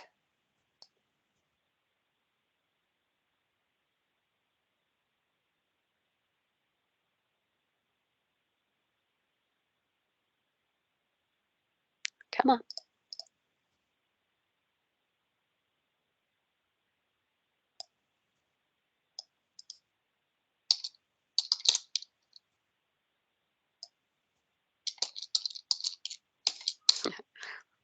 Oh, really? I usually always have some kind of test or fake logo or something. I think we did training, PRN. There you Yeah, go. that's what we, and let's just grab this logo hat. All right, save that guy, mark as approved, yes, and there it did add in my PO number and vendor name. We should be good to go there. Okay. All right, so I'm seeing all of our POs from earlier today, but I am, there's number 4, which is fine, but I'm not seeing the one over from our Prism side of things. All right, so let's go ahead and test the opposite direction.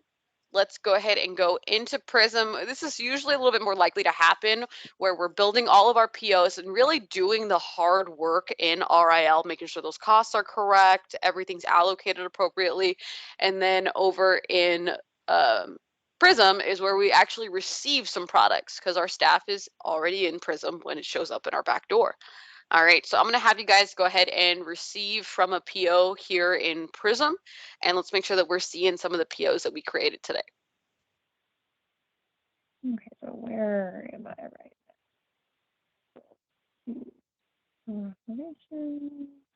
Receiving is what we want, and we want new voucher. Ooh, and we got a little error that doesn't say anything. No. All right, so I'm going to have us go ahead and log out.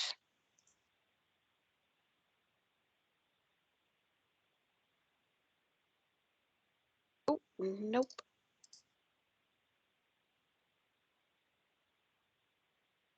To restart that for funsies.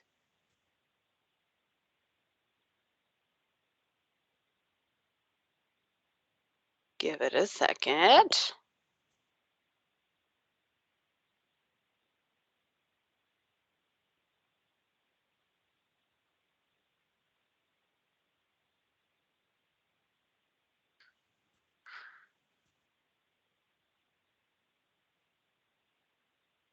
All right, now have you sign in?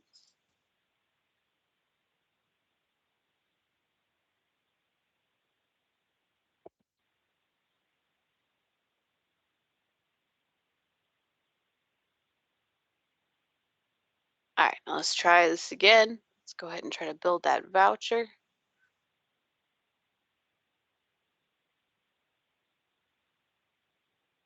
All right.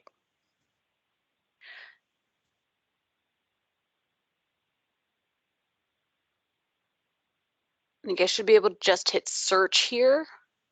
Or of course, normally you'd pop in a vendor or anything like that. All right, and I am seeing your 1923 and the 3401-9. Looks like I'm seeing everything over here on this side, so it's just not dropping down from Prism down to RIL. Okay, got that. All right, well, I'll have you pick one. You could even be the 1923. Actually, yeah, I'm gonna have you do the 1923 one that you built in here earlier.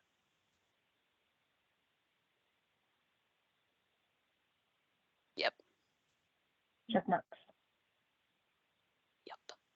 Okay, then we want PO items. Okay.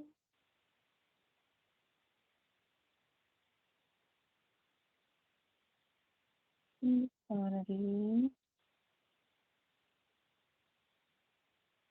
And yeah, we want to focus up on dot quantity. Yes, the screen's a little weird in that it says receive quantity. Really what I believe that should have said is received. So if you have previously received any inventory, then you'll see some data there. Okay, so that was like the same thing we had on the other one where we just took it off the screen. Yeah.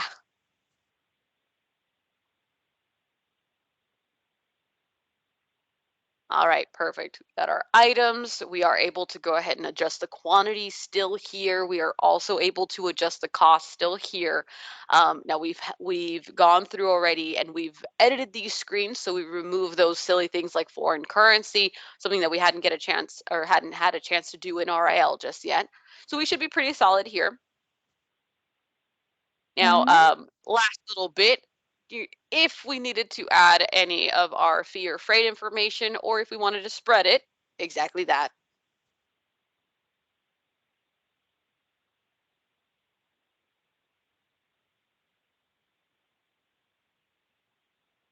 All right, and then by default, it lists it on the bottom, and yep, we have to do that next step of spreading it if we actually do want it to be absorbed into our cost of goods sold. All right, awesome. We get that green, we are A-OK, and this voucher is ready to go ahead and print an update or update only. All right, again, we're sysadmin, so we're doing whatever we want. Sysadmin doesn't actually, in Prism, it does not actually even give you the option of canceling those approvals. It will save it as soon as you hit go. All right, so convenient, yes, but understand it's a difference between RIL and Prism. Okay. All right, awesome. So we got those basics down. Building new inventory and navigating inventory is something that we haven't quite looked at yet. We kind of looked at it briefly through APO, but more like along the lines of we can't do this. Did you guys want to go over that, or are you feeling pretty comfortable in navigating through the inventory and like searching and filtering and stuff? Are we talking about in Prism or in RIL? Really either side. We're gonna need to go ahead and get comfortable in both. But we'll start off in RIL, navigating through inventory, using those filters that you have available, and creating new inventory. How comfortable would you guys say you are in that area? I'm probably fairly comfortable, but I think Kayla wasn't here for that when we had that training session, so a refresher would be great. Absolutely, absolutely. Okay, perfect. So I'm going to have us go back on over to RIL. For right now, we're going to go ahead and leave our Prism. We'll drop you into point of sale, and then we'll kind of use what we learned in RIL to come back to Prism in just a second. Okay. So over here in our Prism side of, or excuse me, our RIL side of things, let's jump into merchandise. All right, we're going to start here, and I will go back into POs to kind of highlight where some of this information is just shared. But we're going to go into our standard inventory. When you open up inventory, it drops you into inventory item list view. All right, we'll go through some super basics. Inventory item list view, if you click on any one of these items and then click into form view, Form view is your more detailed view of any item or document, all right? So this is where we're going to get access to additional information that just cannot fit in the other screen. And that's going to essentially be anything in a grid, right? We can't get a grid within a grid. We have to go into our form view, or images for that matter need to be set up within form view. All right, as a reminder, there are two different images, the item image and the style image. Everybody remember what the difference between, a style, or I guess I shouldn't say the difference, but what is a style in retail pro speak? Style is overall, it's the same item, but it could be different colors, different sizes, but it's the same item. Exactly that, yes. So it is a group of items that, and this is a style definition, it's a group of items that share the same DCS code, vendor code, and description one. And then they tend to vary by attribute or size. It could be one or the other, or it could be both. Absolutely. All right. So a style image is shared amongst all of those style members, right? And it's important to understand that. So if you use style image, whether you're looking at the red one or the white one, it's gonna be the same item, right? But it saves you all the time of needing to add a separate image to each and every one of those items. And then of course, item image is just that individual item. If you put it in this one, I expect it to be the small purple, not any other color. All right. Now, over here on our item panel, this is kind of our most important information, or it should be. So if we're missing anything, we can go ahead and add to this screen. Like I said, what's required of an item in Retail Pro is it has to have a department code, and it has to have a vendor, and it has to have a description one. The rest is optional unless it's a style, right? Then it requires that it has some kind of attribute or size. Okay, underneath our item type, there's not much to look at, but this is our active flag here, so we know this is an active item.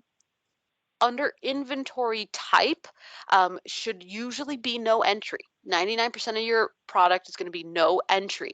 The only time that it's not is if it's a special, like a kit item or a package item.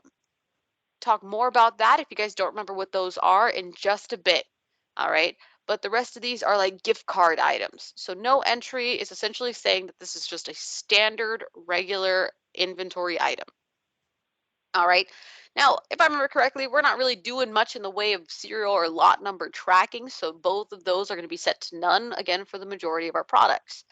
If we have a serial or lot number item, then we can go ahead and choose what level of tracking we are doing here. All right. We'll get into that more once we have something to look at. Non-inventory, this is just a yes, no check mark. Non-inventory just means that although it is an inventory item, it is not an item that I need to track on hand for. Good example is going to be service items, right? Maybe I sell gift wrap. Right? You can set that up as a fee, absolutely. The downside to fees is that you can only have one per receipt. So I might want to save that for something else.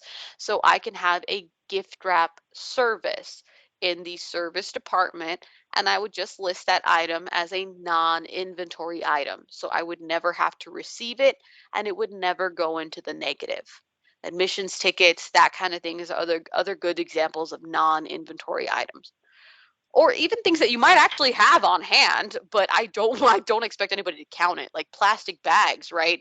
I have those on hand, I sell those, but I'm going to keep track of that separately. I'm not actually going to go ahead and have the system keep track of that quantity for me. All right, so that would be a non-inventory item. All right, now regional inventory, you guys really don't have to worry about that. So I would honestly just take that off of the screen. Regional inventory is going to come into play in larger environments where you might have multiple stores that share one inventory, and then you have other stores outside of that region that would have access to other inventory. All right.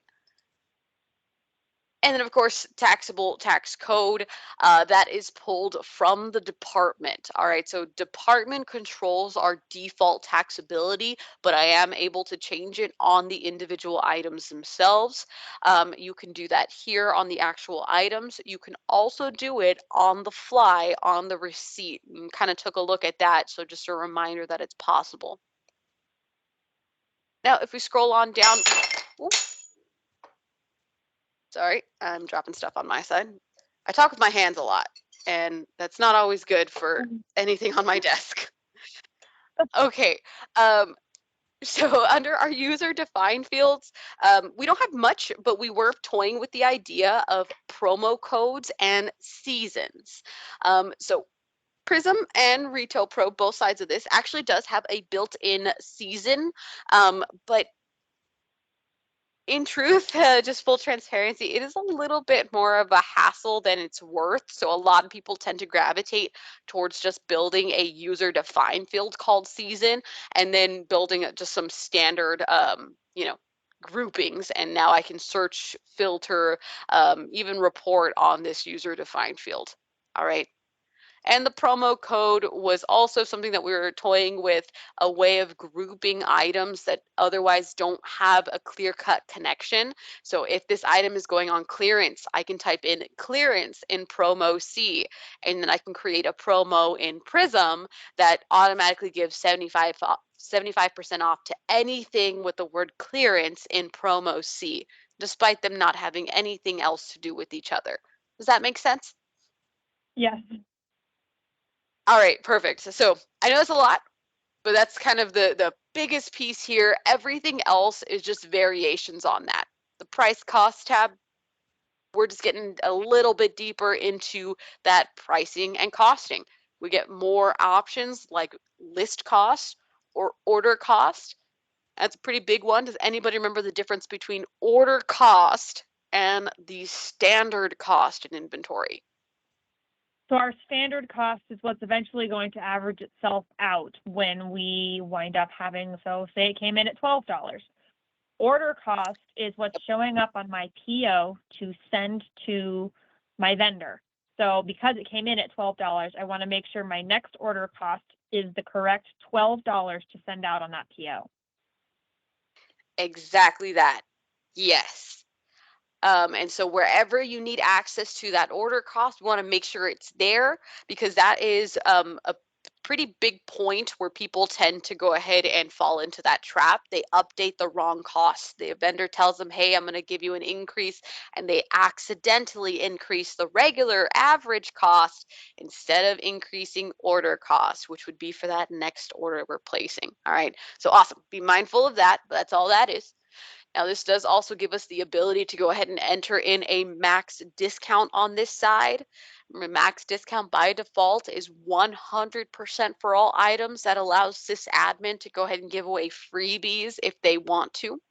There are other places that we can limit discounts, the most popular being on the employee record themselves. All right. But especially if it's a brand new item, I might not want anybody to discount it, even sysadmin. So if we go ahead and put max discount to 50%, doesn't matter who you are, you cannot discount that further than 50%. Does that make sense? Yes. Perfect. All right.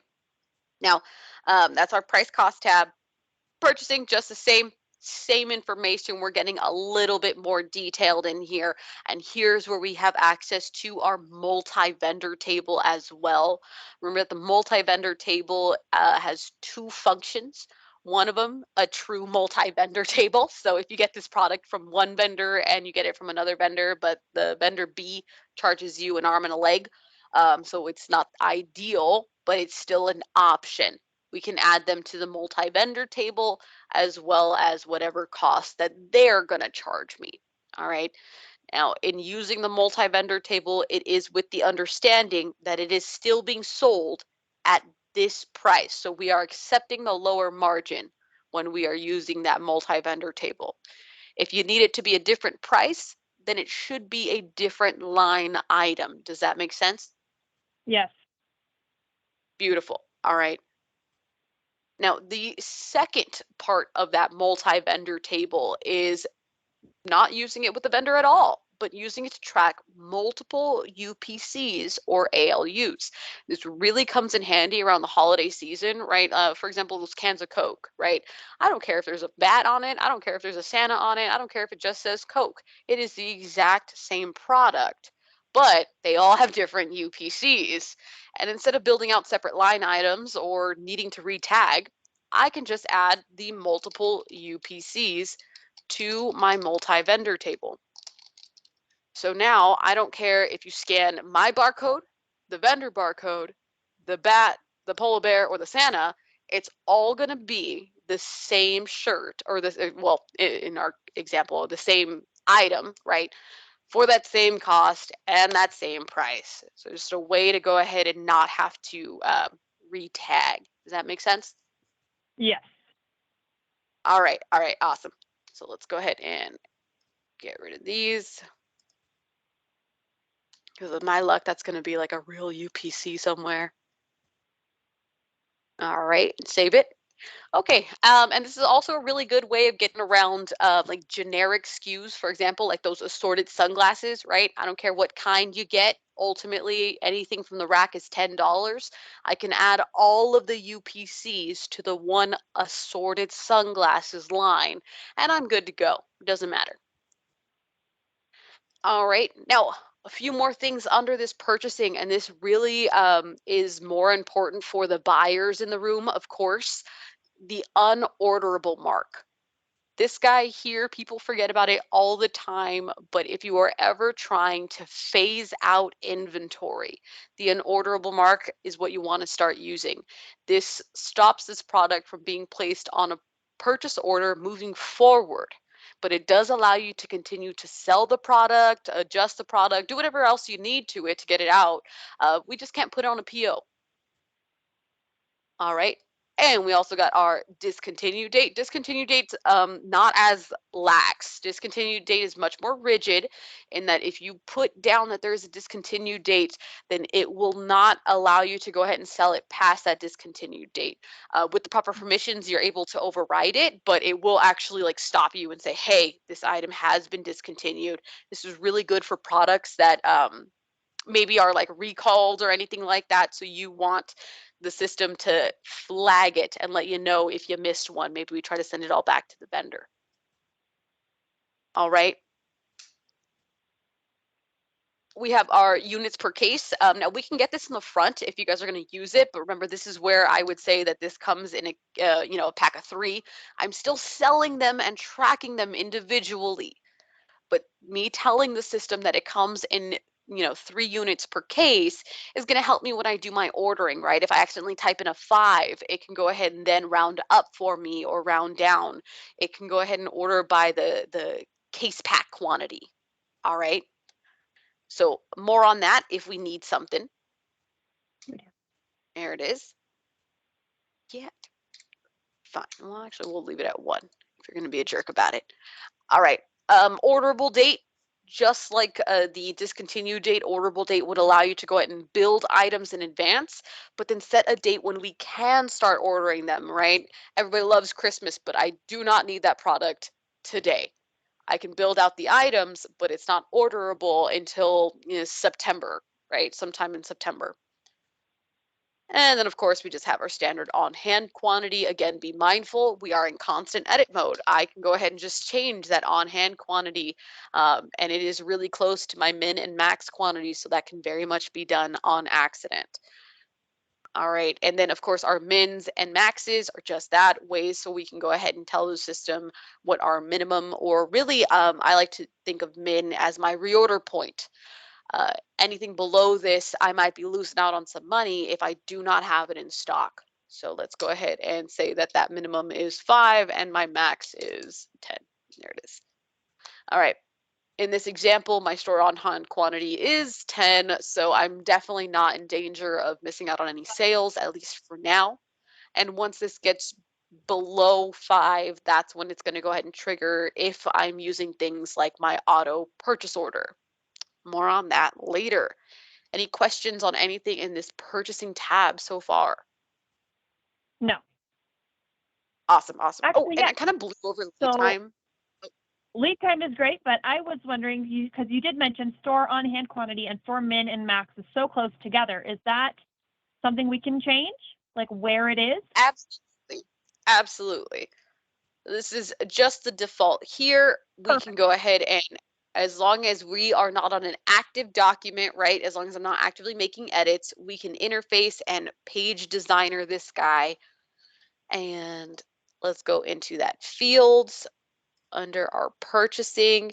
If I actually want to remove store on hand, I can, because we do have it in item details as well. What are you guys thinking? Would it make more sense just to separate it or just not have it on the screen? Let's go ahead and just take it off for now because it is an item details. So that way, when they are changing mins and maxes, they're not accidentally changing our on hand quantity. Mm-hmm. All right, and remember that this is just within form view as well.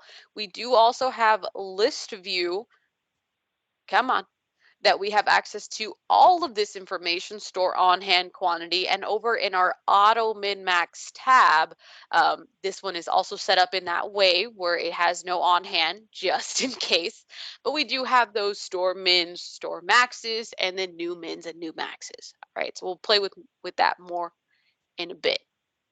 Go back to form view. All right, any other questions? On hand quantity off, because we don't want that accidentally getting changed. Yeah. Any other questions on this page? Okay. Nope, we're good.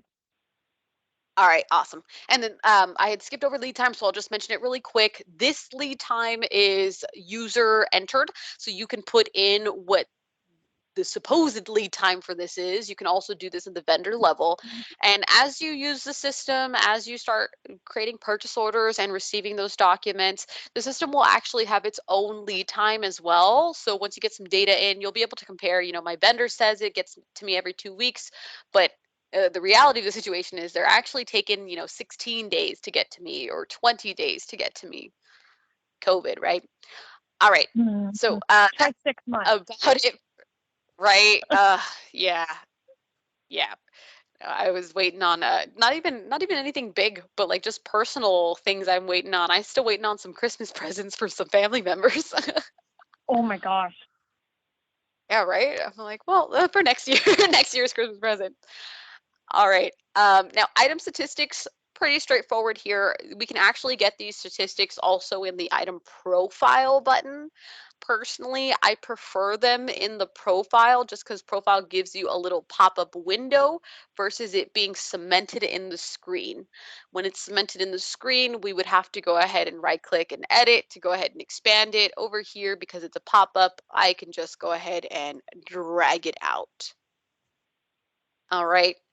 Now, I'm going to go ahead and run this. I know that we don't have much data. Just to remind you of what this is. The item profile or item statistics are just that, statistics generated by the system for the item, for the vendor, for the department. Pretty much everywhere you turn, the system is trying to give you some data as to what's going on. And right now, again, I picked an item that we haven't really played with too much, so I don't have too much going on, but you can still see the type of statistics that we have available. Turn by quantity, turn by cost, gross margin return on investment, stock to sales, end of period quantity, and sell through percentage, to name a few. And it does break it out by month only in this screen. So you'd be able to see January, February, March, April, at least for every month that we have data for. All right. So let's go ahead and close this. Definitely something to come back to once you guys have a little bit more time under your belt with the system. All right. But that's all these statistics are. Now, going back to our standard item details, I do want to mention just a few things that we have over here on the side, and that is going to be just our history button.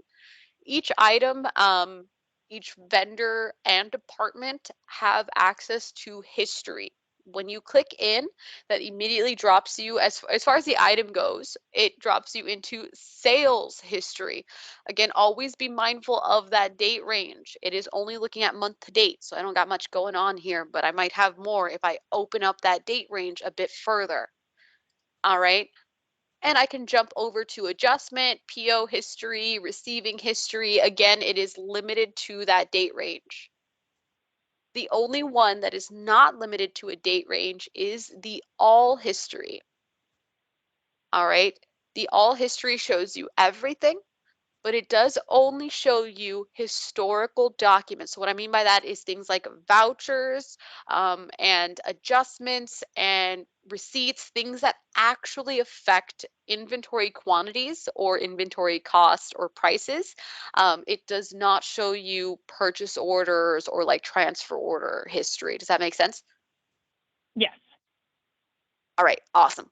All right, so once you guys start jumping in and playing with this a little bit more, take a look at that history. It'll give you a good idea of how to read everything because it's definitely going to come in handy once you guys start doing like your PIs and stuff. And we really got to figure out, well, where did the quantity go, right? Right. All right, let's back up a little bit. All right. Oh, backed up too much. Back into inventory.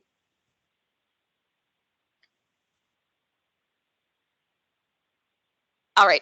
Now, there are some more advanced tools, of course, but those are the basics, right? Just navigating, building out inventory. Now, the building out, we are again in that item list view. If I hit new right now, it's going to build me or have me build a brand new individual item. All right, not a style, but a brand new individual item. And it does automatically throw you into a form view, but we could build items in list view. So I can just click that list view and you see it says system for ALU. I'm building this blank line here. All right. So wherever you're more comfortable with, really, that one is a user preference. Now, for a style, which we haven't really talked too much about, but we do have some styles, right? Yeah, actually, you and I have talked about styles, and I built a whole style. Yes, yes. We just haven't really reviewed it today. And so Right. for styles, because you guys are style heavy, or I would say you guys are going to be pretty style heavy, just know that when you're trying to build a group of items, you want to jump into style view first. It's kind of the key there. Building a new individual item, hit new in your individual item list view. Building a new style, go to style view first, and then hit new. And then we can go ahead and build that out that way. So I'm gonna take these last few precious minutes, show you that style area, and then I think I'm gonna get you guys on the board for that replication. So they're gonna bug you one more time today. Okay. All right, and there we go. Okay, now we do also want to be mindful the store. It does by default open up to whatever store that you are currently in. If I go ahead and build new, come on, I'm telling you, it always takes a second. All right. At the top is the shared information. So what's required is that DCS code, vendor code, at least description 1, and then down here on the bottom is where I'm taking care of those attributes and sizes. Be mindful of entering in that cost and price as well, because if you leave it at 0 and you build out your size and attributes, it will have those items listed at 0 cost and 0 price. We'll have to correct them later. All right, so really quick, I'm gonna just pick some stuff here at random. Vendor code, we'll do BHD on that. Actually, I'm going to have you guys go ahead and, yeah, you type in, t-shirt, whatever, something that looks a little bit more real though. And I'll have you actually also give them a price and a cost.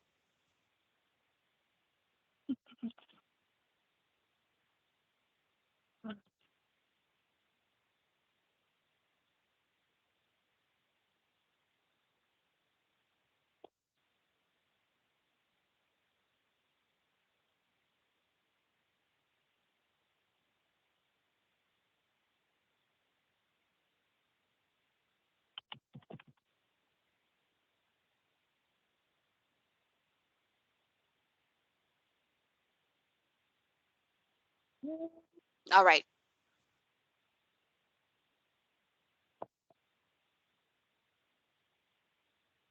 Awesome. So now that we have that, all I need to go ahead and do is, well, if we have a scale, we can use it. So if you guys remember, scales are predefined size runs. That's about it. So let's do our small through large, right? Now, this guy does not have an attribute. I have to be careful of that. Remember that the asterisks are the ones that we want to kind of ignore until we know that we don't need them. And that's just because the scale itself has a blank space reserved. This is an example of when the scale does not have a blank space reserved. All right. So let's go ahead and now, if I just want to build the items, let's say that maybe there is no attribute. They just come in sizes. It's only one attribute, one color, one logo, whatever you want to call it. But I am building on hand right now. That's why I'm using zeros. If I was building this out through a PO, I could actually enter in my order quantity here instead. All right, so that's where we save a little bit of time. Right now, there it is, and let's hit save.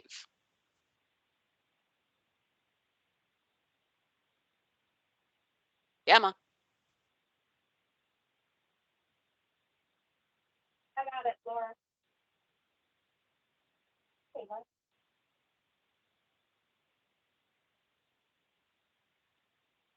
Come on. No, that's just sorry.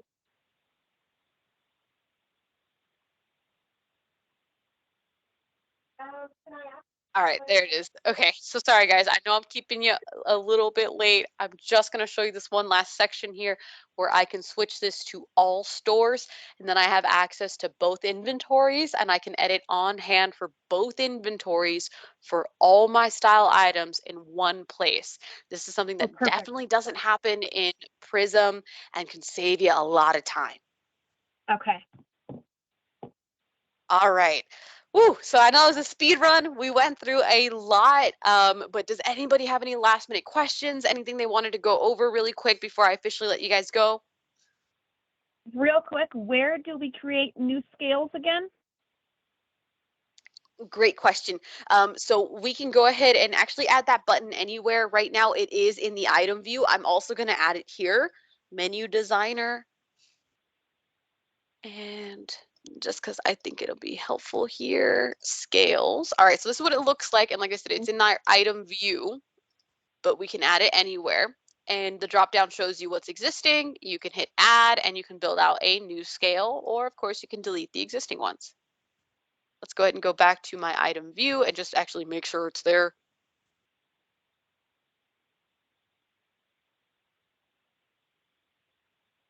All Yep, right, there it is. perfect. And yep, that is right there. Okay, perfect. All right, awesome. So I don't know about you guys. I thought this was a pretty good review session. So hopefully you guys have a lot of questions tomorrow. Please be sure to try to go ahead and play with those pending POs a little bit. Try the different types of POs and get a good understanding of what they do, and play with that item allocation if you have a second. Okay. Where can we see these recordings? All of these right, trainings? awesome guys. Then we'll let you go for right now. And I think our next appointment, let me just confirm that really quick. Should be Thursday. And Kayla did have a quick question. Where can we see our recordings of these sessions? So the recordings, well, we need to go ahead and get them transferred over to a YouTube playlist and then get them over to you. So today, just because we went over so much, I'm going to see if we can get that done ASAP. So Tyler, when you get a second, when you close out of yours on your end, it should tell you that the video is ready to be viewed. If you can just send me that link so I can go ahead and get it over to Mary for the YouTube upload. Sure thing. And Mary Awesome. is Okay. out today, So yeah. unfortunately, but yeah, we'll do. Oh, no. All right. Worst case scenario, then it might be tomorrow. But I'm gonna see if maybe our receptionist might have access to the YouTube Well, channel as well. So Brian and Paula are pretty much the only ones available. Brian, Paula, and Ash. Roberta's out, and Mary is out. Got it. Okay. All right. Then worst case scenario, unfortunately, it sounds like it might be tomorrow, but I'll try to go ahead and get access, see if I can upload it for you guys today. Okay. Okay, that's okay. We just wanted to know where we could view them. Yeah, it'll be a private YouTube link, so you will need the link to see it, but you can, once we give that link to you, you can share it out with anybody who needs it in your company. Okay, perfect. And then, yeah, our next training should be Thursday, right, Liz? Yep, on Thursday. Same time. Okay. All right, awesome. Then I'll see you guys then. And if you do have any questions before Thursday rolls around, of course, feel free to email me. I'm working slightly limited hours, but I will still be checking my email so I can go ahead and get back to you guys ASAP. Or of course, call in. I will be getting you guys on the board today for that replication issue. All right. Sounds good. Thank you, Liz. Thank you, Tyler. All right. Thanks, guys. Have a good one. You Bye. too. Bye.